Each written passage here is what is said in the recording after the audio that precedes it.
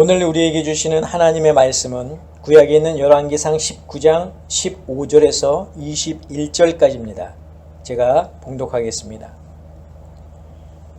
여호와께서 그에게 이르시되 너는 네 길을 돌이켜 광야를 통하여 다메섹에 가서 이르거든 하사엘에게 기름을 부어 아람의 왕이 되게 하고 너는 또 님시의 아들 예후에게 기름을 부어 이스라엘의 왕이 되게 하고 또 아벨 무홀라 사밧의 아들 엘리사에게 기름을 부어 너를 대신하여 선지자가 되게 하라.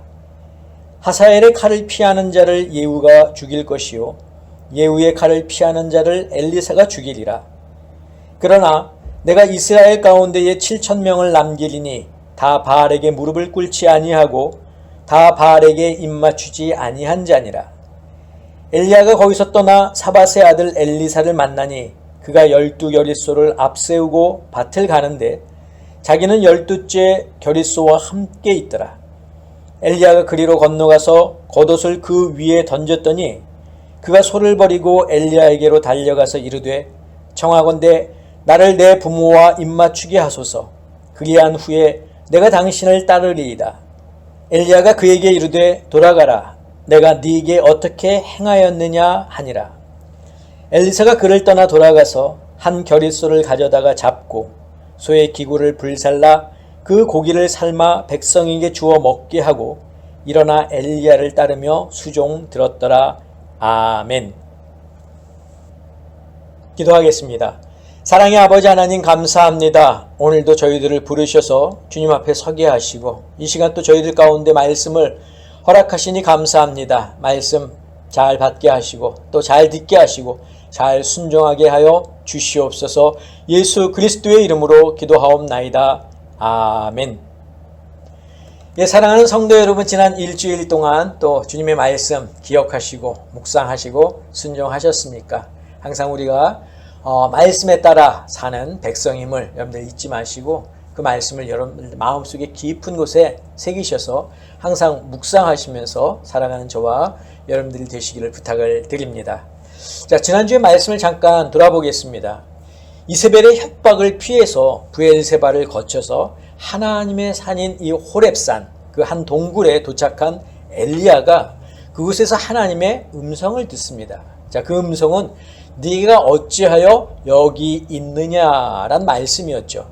자, 이에 엘리야는 자기가 하나님을 위해서 그동안 열심히 일한 것, 또 이스라엘 자손이 언약을 버리고 하나님의 제단을 헐어버린 것, 이세벨이 또 하나님의 선지자들을 죽이고 이제는 자기까지 죽이려 한다는 것, 이제 하나님을 섬기는 자는 자기 혼자라는 것, 이것을 이제 하나님께 이야기합니다. 자, 그런 엘리야를 하나님은 동굴 밖으로 불러내셔서 당신의 임재를 경험하게 하십니다. 그리고 똑같이 다시 한번 질문하시죠. 네가 어찌하여 여기 있느냐. 자, 이 질문은 하나님이 엘리야에게 왜란 질문을 하시는 것이 아니라 너는 여기 있어서는 안 되는데 여기서 이렇게 시간을 지체하고 있느냐란 의도로 하신 질문입니다. 자, 하나님이 이런 의도로 질문하셨지만 엘리야는 그 하나님의 뜻을 모른 채 첫 번째 대답한 것처럼 두 번째도 똑같이 대답을 하게 되죠. 자, 그러니까 하나님이 어떻게 하십니까? 엘리야에게 이제 직접적으로 그가 해야 할 일을 알려주십니다. 지금껏 보면 엘리야는 하나님의 부르심 또 명령에 순종하며 살았습니다. 그러나 갈멜산에서 바알의 선지자들과 대결 후 자신이 기대했던 이스라엘 백성들의 회개가 이루어지지 않고 오히려 이세벨의 심기를 건드리는 일로 자기에게 어려움이 닥치게 되자 생명을 거두어달라 기도하고 하나님 앞에서는 자신의 처지만 한탄하는 그런 자세를 보였습니다. 자, 우리도 하나님과 대화할 때, 특히 하나님께 기도할 때 일반적으로 우리가 원하는 것, 또 우리가 필요로 하는 것을 하나님께 요구하는 그런 간구의 기도를 많이 하게 되는데, 그러다 보니 우리의 이 기도가 응답받지 못하게 되면 실망하고 또 낙심하기도 합니다. 자, 그것은 기도의 본질을 우리가 제대로 알지 못하기 때문인데, 기도라고 하는 것은 하나님과의 친밀한 관계 속에서 내 뜻을 하나님의 뜻에 일치시키는 법을 배우는 것이다 라는 거죠. 그러니까 내 뜻을 하나님께 전달하는 것이 아니라 하나님 뜻 안에 내 뜻이 일치하도록 만드는 것, 이것이 바로 기도라는 것입니다. 엘리야가 광야에서 죽기를 기도하고 또 호렙 동굴에서 자기의 형편을 하나님 앞에 토로했지만 하나님은 엘리야의 기도에 그 요구에 들어주시지 않았습니다. 왜? 하나님의 뜻에 맞지 않기 때문입니다. 우리의 삶 속에서 때로는 하나님의 뜻을 이해하지 못할 때가 있더라도 우리는 겸손히 그런 하나님의 뜻에 따를 수 있어야 합니다. 그리고 내 뜻을 하나님의 뜻에 맞추어 가야 하는 그런 성도들이 되어야 한다라는 내용으로 제가 지난주에 말씀을 드렸죠. 자, 오늘 본문으로 돌아오면 하나님은 엘리야에게 세 가지 사역을 감당하게 하십니다. 첫 번째는 다메섹으로 가서 하사엘에게 기름을 부어 아람의 왕이 되게 하는 것입니다. 둘째는 님시의 아들 예후에게 기름을 부어서 이스라엘의 왕이 되게 하는 겁니다. 그리고 마지막 세 번째는 아벨 무홀라의 그 사밧의 아들 엘리사에게 기름을 부어서 엘리야를 대신할 선지자가 되게 하는 것입니다. 자, 이 세 가지 일은 서로 아무런 관련이 없어 보이지만 이 일을 통해서 하나님은 장차 어떤 일을 하시느냐? 북이스라엘의 아합의 왕조를 심판할 계획을 가지고 계신다는 겁니다. 자, 하나님의 말씀대로 후에 아람의 왕이 된 하사엘은 북이스라엘을 자주 공격해서 이 아합 왕조를 괴롭힙니다. 자, 군대 장관으로 있던 예후는 아합 왕조를 무너뜨리고 예후 왕조를 세우는데 이때 이세벨과 아합의 왕자 70명을 죽여서 하나님의 심판을 집행하게 됩니다. 자, 그리고 엘리사는 아합 왕의 아내였던 이 이세벨이 섬기는 바알 숭배의 그 잔재들을 없애는데 큰 역할을 또 기여하게 됩니다. 자, 지난주에 말씀 우리가 아까도 봤지만 이 갈멜산에서 바알의 선지자들과 대결에 승리한 엘리야는 이제 이스라엘 백성들이 회개하고 금방이라도 하나님께로 돌아올 것으로 생각했지만 여전히 그들은 바알 편에 남아있는 그런 백성들의 모습을 보면서 그리고 오히려 그 일로 자기의 신변만 위태로워진 것을 느끼고는 하나님을 원망하며 자기의 생명을 거두어 달라고 기도했던 것 기억하시죠? 자, 엘리야의 생각에는 자기들의 잘못을 깨달은 이스라엘 백성들이 바알과 아세라 상대를 다 깨뜨리고 또 바알의 신전과 제단을 무너뜨리고 우상을 들여와 퍼뜨린 이 아합과 이세벨을 죽이고 하나님께로 나올 것이라 생각했습니다. 자신이 지금껏 아합을 피해서 그릿 시냇가에 숨었고 또 다시 시돈의 사르봇으로 가서 그곳에 숨어 지냈고 또 브엘세바의 광야에서 지냈던 일을 생각하면 하나님이 당연히 자기의 이러한 고생한 것을 아시고 아합과 이세벨을 심판하실 것이라 생각한 겁니다. 그런데 자기의 이런 시련과 낙심에도 하나님은 아무런 조치를 취하지 않으셨고 오히려 자기가 감당해야 할 일들만 주시니 엘리야로서는 기분이 이렇게 좋을 리는 없었을 겁니다. 하나님이 보기 좋게 원수를 갚아주시면 엘리야로서도 더욱 힘이 나서 하나님의 일을 잘 감당할 수 있었을 텐데 하나님은 엘리야의 원대로 하질 않으셨다는 거죠. 왜? 그것은 하나님의 뜻이 아니었기 때문에. 우리는 보통 이런 엘리야처럼 생각할 때가 많습니다. 우리가 하나님의 일을 기쁨으로 또 감사함으로 하는 것이 맞지만 그렇게 또 하기도 하지만 그 일을 통해서 우리는 은연중에 어떤 보상이 있기를 바란다는 거죠. 내가 하나님을 위해서 또 교회를 위해서 이렇게 열심히 수고하고 또 일을 했으니까 하나님께서 그것을 기억하시고 나에게 그래도 좋은 것으로 보답해 주시지 않을까 기대한다는 것이죠. 엘리야가 자신이 수고하고 또 고생했으니까 하나님께서 자기의 생각에 따라 아합과 이스라엘을 심판하실 거라는 그런 마음처럼 우리도 그렇게 생각한다는 겁니다. 자, 그러나 우리는 우리의 생각을 하나님께 관철시키는 것이 아니라 하나님의 뜻에 우리의 뜻을 일치시켜야 합니다. 엘리야의 뜻은 아합 왕조의 심판이었지만 하나님의 뜻은 심판이 아니라 회개입니다. 하나님은 비록 아합과 이스라엘의 우상을 섬기고 그래서 하나님을 멀리하고 있지만 그들이 회개하고 돌아오기를 기다리고 계십니다. 물론 하나님의 기다림은 영원한 기다림이 아니기에 반복된 하나님의 경고가 있다면 그것을 얼른 눈치를 채고 하나님께 돌아왔어야 했는데 아합은 그렇게 하지 못했죠. 그래서 하나님은 하사엘과 또 예후와 엘리사를 통해서 그들을 심판하셨습니다. 비록 엘리야가 이 땅에 있는 동안 그것을 보지는 못했지만 하나님은 그들을 심판하셨습니다. 여러분, 하나님은 죄에 대해서 아주 단호하시고 확실한 분이십니다. 하나님을 멀리하고 우상을 가까이 하는 죄에 대해서는 더욱더 그러하십니다. 아합 왕조의 멸망은 죄, 특히 우상 숭배에 대한 하나님의 심판이 어떠한지를 잘 보여주고 있습니다. 이것은 북이스라엘과 남유다에 대한 본보기였습니다. 당시 이스라엘은 하나님을 온전히 섬기지 못했죠. 우상의 문화가 이스라엘 속에 서서히 잠식해 가고 있을 때입니다. 그렇기 때문에 이 아합 왕조의 멸망은 이스라엘에게 좋은 본보기였습니다.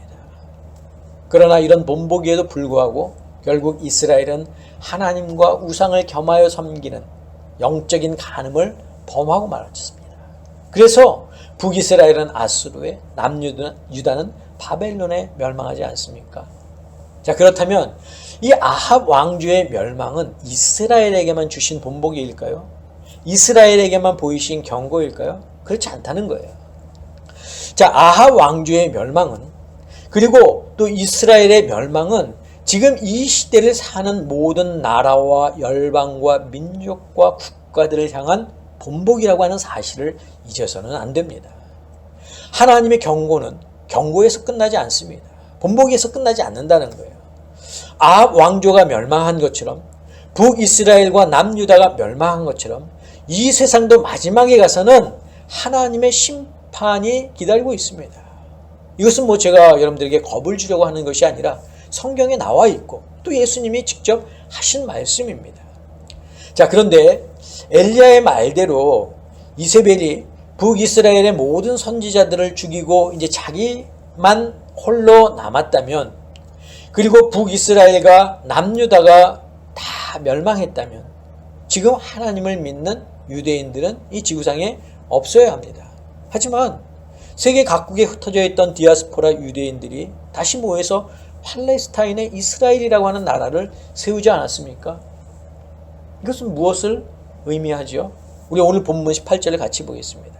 그러나 내가 이스라엘 가운데에 7,000명을 남기리니 다 바알에게 무릎을 꿇지 아니하고 다 바알에게 입맞추지 아니한 자니라. 자, 하나님은 이세벨이 하나님의 선지자들을 무자비하게 죽이는 그 상황 속에서도 당신을 따르는 백성들을 남겨두셨다는 겁니다. 열왕기상 18장에서는 아합의 국내 대신이었던 오바댜가 선지자 100명을 살렸던 그런 기록도 있지 않았습니까? 이처럼 하나님은 절망 속에서도 당신의 남은 자들을 통해서 당신의 뜻을 이루어 가신다는 겁니다. 오늘 본문, 이 본문이 우리에게 주는 두 번째 교훈 무엇입니까? 바로 하나님은 남은 자들을 통해서 당신의 뜻을 이루어 가신다는 겁니다. 북이스라엘이, 남유다가 우상으로 멸망의 길을 걸어가도 그 속에는 세상을 따르지 않고 하나님만 믿으며 살아가는 백성들이 있었습니다. 성경에서는 그들을 남은 자라고 말하고 있습니다. 사랑하는 성도 여러분, 성도는 험하고 악한 이 시대 속에서 바알에게 입맞추지 않고 또 무릎 꿇지 않았던 그 7,000명의 백성처럼 하나님을 믿고 살아가는 남은 자들입니다. 우리 성도는 바로 이 시대의 남은 자들이라는 거예요. 하나님께 나와 예배하고 또 기도하고 말씀을 듣는 것, 여러분 이거 아무나 하는 것 아닙니다. 오직 하나님만을 믿고 따르는 자들만이 할 수 있는 거예요. 세상 사람들이 세상의 좋은 것을 믿고 따르고 그것을 섬길 때 하나님을 예배하고 하나님만 섬기며 사는 일, 여러분 쉬운 일 아닙니다. 그런데 지금 우리는 어떻게 하고 있습니까? 하나님을 예배하며 살고 있지 않습니까? 물론 하나님과 세상 속에서 갈등하고 고민하고 또 유혹에 빠지기는 하지만 그래도 여전히 우리의 뿌리는 하나님께 있지 않습니까? 여러분은 자부심을 가져도 좋습니다. 하나님의 백성으로서 또 남은 자로서의 그 자부심을 여러분들 가져도 좋다는 겁니다. 자, 그렇다면 이 남은 자의 역할이 있겠지요. 그것을 엘리사가 잘 보여주고 있습니다. 오늘 세 번째 교훈은 하나님의 일에 주저함 없이 바로 따르자라는 겁니다. 하나님의 말씀에 따라 이 엘리야가 사밧의 아들 엘리사에게 기름을 붓기 위해서 찾아갔을 때 엘리야는 자기의 외투를 벗어서 엘리사에게 던졌습니다. 그때 엘리사가 엘리야를 바로 따랐습니다.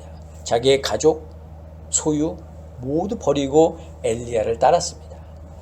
예수님이 부르실 때 그의 제자들이 어떻게 했습니까? 가족과 배와 그물을 버리고 예수님을 따랐던 것 우리가 알지 않습니까? 이들에게 가족, 재물이 왜 중요하지 않겠습니까? 중요하죠. 중요함에도 불구하고 하나님을 위해서라면 과감히 포기할 수 있어야 한다는 겁니다. 우리에게도 이런 믿음이 있어야 합니다. 세상에서 우리가 사랑하는 것은 오직 한 분 하나님이 되어야 합니다. 하나님을 위해서라면 그 어떤 것도 포기할 수 있어야 합니다. 지금도 세상은 명예와 권력의 유혹으로 예수님께 접근한 사탄처럼 우리에게 유혹의 손길을 뻗고 있습니다. 한 번쯤은 돌덩이가 떡이 되게 해서 먹어도 괜찮다. 한 번쯤은 사탄에게 절해도 괜찮다. 한 번쯤은 사탄이 시키는 일에 순종해도 상관없다고 우리를 유혹합니다.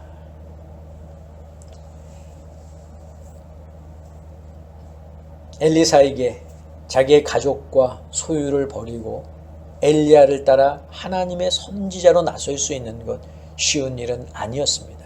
하지만 아합과 이세벨의 우상 정책에 굴하지 않고 죽기를 각오하고 하나님의 사역을 감당하기 위해 엘리야를 따르는 엘리사의 모습은 바로 이 시대를 사는 우리 성도들이 갖추어야 할 믿음의 군사의 모습입니다.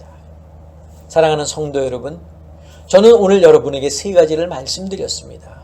첫째는 하나님은 죄에 대해 단호하고 확실하신 분입니다. 하나님은 경고하는 것만으로 끝내지 않으신다는 것. 자, 둘째는 하나님은 남은 자들을 통해서 당신의 뜻을 이루어 가신다는 것. 바로 성도가 이 시대의 남은 자들임을 기억해야 합니다. 셋째는 하나님의 부르심에 주저함 없이 따르자라는 겁니다. 저는 우리 아름다운 교회 성도 여러분들이 오늘 말씀을 마음속에 깊이 새기고 엘리야처럼 그리고 엘리사처럼 세상의 남은 자들로서의 역할을 감당해가는 하나님의 귀한 성도들이 되시기를 주님의 이름으로 간절히 축원합니다. 기도하겠습니다. 사랑의 아버지 하나님, 엘리사가 그 시대의 남은 자로서 하나님의 사역을 감당해 나갔던 것처럼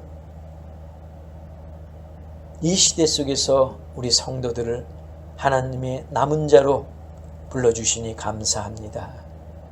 저희들에게 주님 하나님의 일을 맡겨주시고 하나님의 그 사역을 감당하는 믿음의 귀한 군사들 되게 허락하여 주시옵소서. 이제는 우리 주 예수 그리스도의 은혜와 하나님의 그 크신 사랑하심과 성령님의 역사하심이 오늘 말씀을 듣고 세상의 남은 자로서의 그 사명을 갖고 하나님의 말씀에 순종하기를 다짐하는 또 결단하는 사랑하는 당신의 성도들 머리 위에 저희들의 가정 위에 건강 위에 자녀들 위에 직장과 사업과 일터 위에 지금부터 영원까지 함께하옵시기를 간절히 축원하옵나이다. 아멘.